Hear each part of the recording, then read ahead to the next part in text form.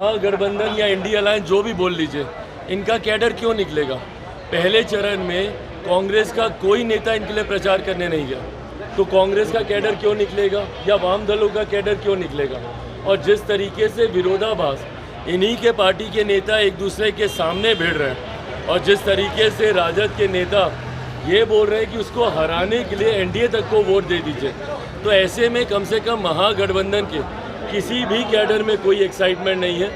जो भी एक्साइटमेंट है, जो भी वोटर निकल रहा है वो एनडीए का निकल रहा है, प्रधानमंत्री जी के नाम पर निकल रहा है, मुख्यमंत्री जी के उस पर निकल रहा है, एनडीए गठबंधन के घटक दलों के की मजबूती की वजह से निकल रहा है।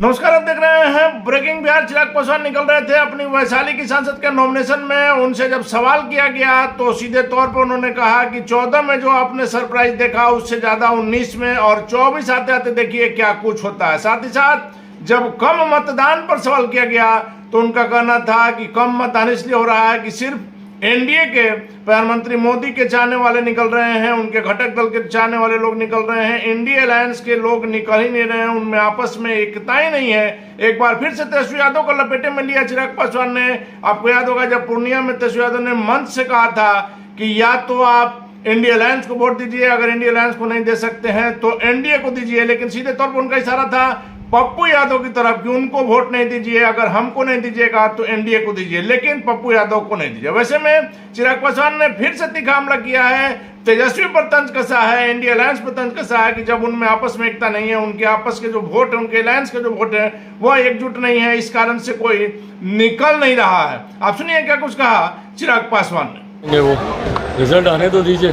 चिराग भाई, 2014 में जितना सरप्राइज नहीं हुए थे उससे ज़्यादा 2019 में हुए थे और 2024 आते आते तक तो पूरी तरीके से वो सरप्राइज होंगे। वोटिंग परसेंटेज इस बार कम हो रही है। क्यों?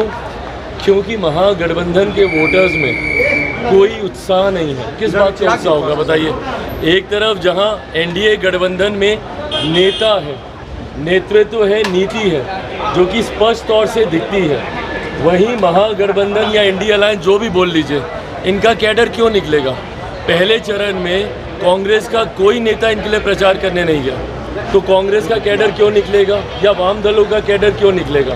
और जिस तरीके से विरोधाभास इन्हीं के पार्टी के नेता एक दूसरे के सामने भिड़ रहे हैं और जिस तरीके से राजद के नेता ये बोल रहे हैं कि उसको हराने के लिए एनडीए तक को वोट दे दीजिए, तो ऐसे में कम से कम महागठबंधन के किसी भी कैडर में कोई एक्साइटमेंट नहीं है। जो भी एक्साइटमेंट है, जो भी वोटर निकल रहा है वो एनडीए का निकल रहा है, प्रधानमंत्री जी के नाम पर निकल रहा है, मुख्यमंत्री जी के उस पर निकल रहा है, एनडीए गठबंधन के घटक दलों के की मजबूती की वजह से निकल रहा है। एनडीए वाला